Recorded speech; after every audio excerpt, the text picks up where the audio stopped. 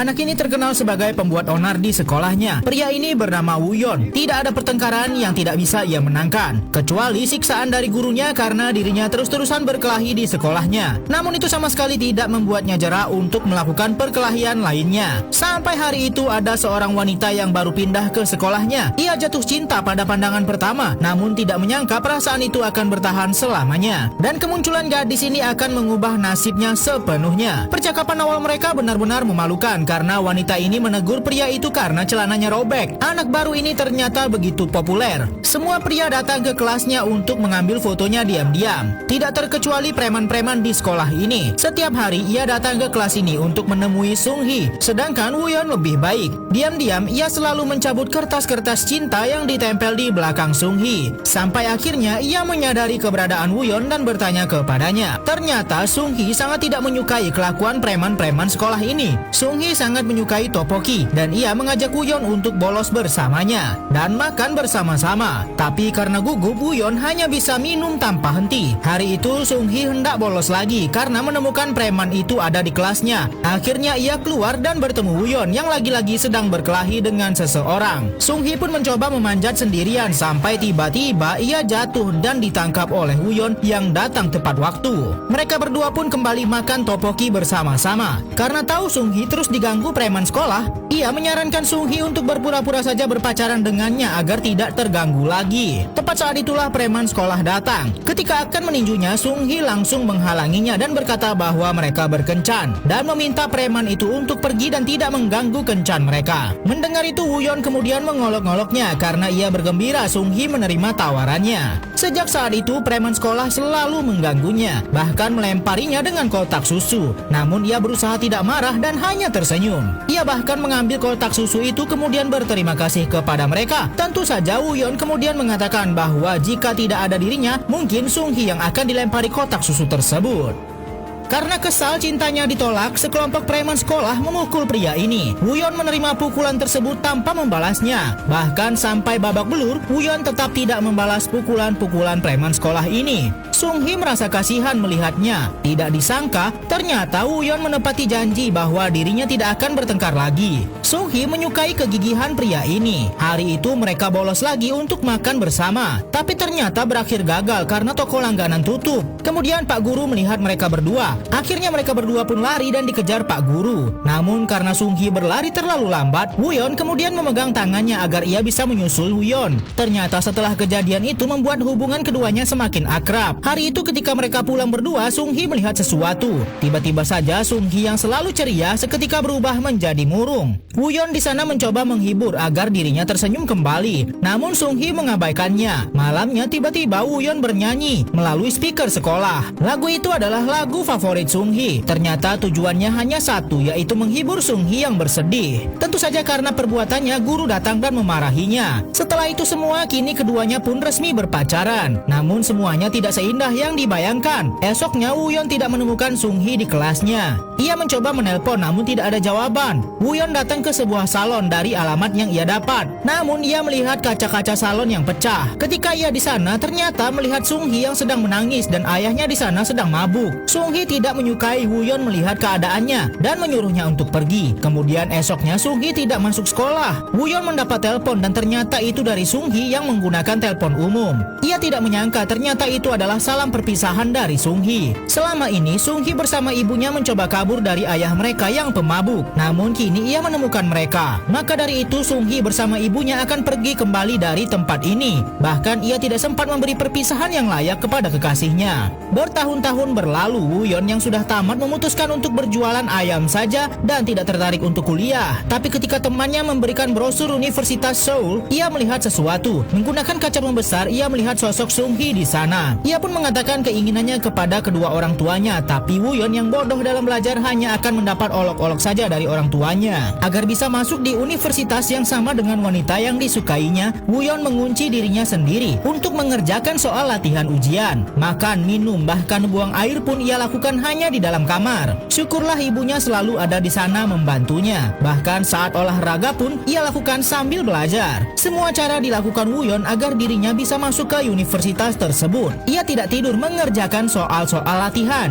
Saking seringnya memakan nasi campur, ia sampai ingin muntah. Namun ketika melihat foto Sung-hee, seketika dirinya jadi bersemangat kembali. Setelah usahanya selama setahun, akhirnya Wooyeon mengikuti ujian masuk universitas. Dan kini ia berhasil masuk ke Universitas Seoul yang terkenal sulit untuk tembus ke sana. Tidak disangka ternyata dirinya juga berhasil menemukan pujaan hatinya. Sung-hee tidak menyangka Wooyeon bisa masuk ke universitas yang sama dengannya. Tapi ternyata Sung-hee sudah memiliki kekasih. Hal itu ia katakan agar dirinya dan Wooyeon tidak merasa canggung satu sama lain. Tentu saja sebenarnya Wooyeon merasa sedih mendengarnya. Namun Wooyeon tidak akan menyerah karenanya. Tak terasa sebentar lagi ulang tahun Sung-hee. Wooyeon memutuskan ingin membeli bunga favorit Sung-hee. Tapi ia malah melihat hal tak terduga. Sung-hee bersama kekasihnya berduaan di dalam mobil dan pacarnya memberikan sebuah kalung cantik. Untuk menghindari kegiatan selanjutnya, Wooyeon malah melempar batu dan memecahkan kaca mobil. Kekesalan Wooyeon akhirnya ia lupakan. Hari itu di perpustakaan, Wooyeon tidak sengaja melihat kekasih Sung-hee sedang selingkuh dengan wanita lain. Karena tak tahan, Wooyeon pun berbicara kepada Sung-hee perbuatan pacarnya yang selingkuh di belakangnya. Namun Sung-hee malah marah kepadanya dan menganggap Wooyeon hanya ingin menghancurkan hubungan mereka berdua. Setelah pertandingan selesai, Wooyeon yang marah kemudian memukul pacar Sung-hee di depan semua orang secara tiba-tiba. Sejak saat itu mereka berdua tidak lagi berteman. Bahkan saat keduanya bertemu di jalan, mereka memilih menghindar satu sama lain. Tahun-tahun berlalu di mana mereka sibuk sendiri-sendiri. Wooyeon tidak sengaja melihat Sung-hee menggunakan baju couple bersama seorang pria. Ia mengikutinya dan ternyata Sung-hee sedang melakukan pemotretan. Mereka akhirnya baik kembali dan Sung-hee menceritakan kesibukannya sekarang yang menjadi model paruh waktu.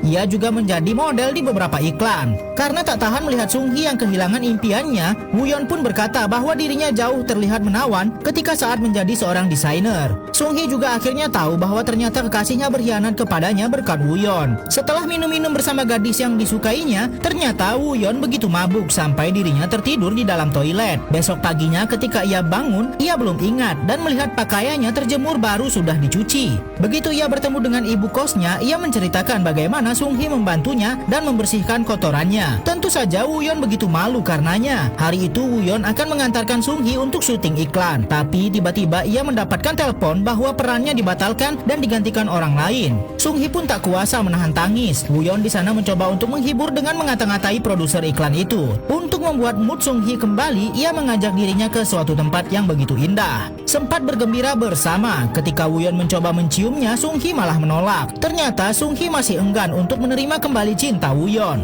Ketika Wooyeon menyatakan perasaannya, Sung-hee menolaknya dan kemudian membuat dirinya marah dan pergi dari sana. Ketika itu, pacar Wooyeon datang dan berbicara kepadanya, menanyakan tentang sahabatnya yang adalah cinta pertamanya. Akhirnya keduanya pun putus. Wooyeon kemudian menemui Sung-hee kembali dan berkata bahwa dirinya sudah putus. Sung-hee begitu marah kepadanya karena Wooyeon melakukan tindakan yang sembrono. Ia menolak Wooyeon mentah-mentah karena tidak ingin melanjutkan hubungan mereka. Apapun akan dilakukan pria ini demi wanita yang disukainya. Ketika ada mara bahaya, ia segera berlari melindungi Sung-hee yang hampir tertimpa papan reklame. Karena kejadian itu, Wooyeon dilarikan ke rumah sakit dan mengalami patah tulang dan cedera serius. Namun setelah kejadian itu mereka berdua menjadi sepasang kekasih. Dan kini mereka tinggal bersama di sebuah apartemen di pinggir kota. Walau hidup pas-pasan, keduanya menjalani hubungan mereka dengan bahagia. Hari-hari dijalani bersama dan akhirnya keinginan Wooyeon untuk bersama Sung-hee terwujud. Namun hidup tak seindah itu. Karena cederanya, kini Wooyeon kesulitan mendapatkan sertifikasi guru penjas. Bahkan kini Wooyeon tidak bisa melakukan olahraga yang paling dasar. Kehidupan teman-teman Wooyeon lebih baik.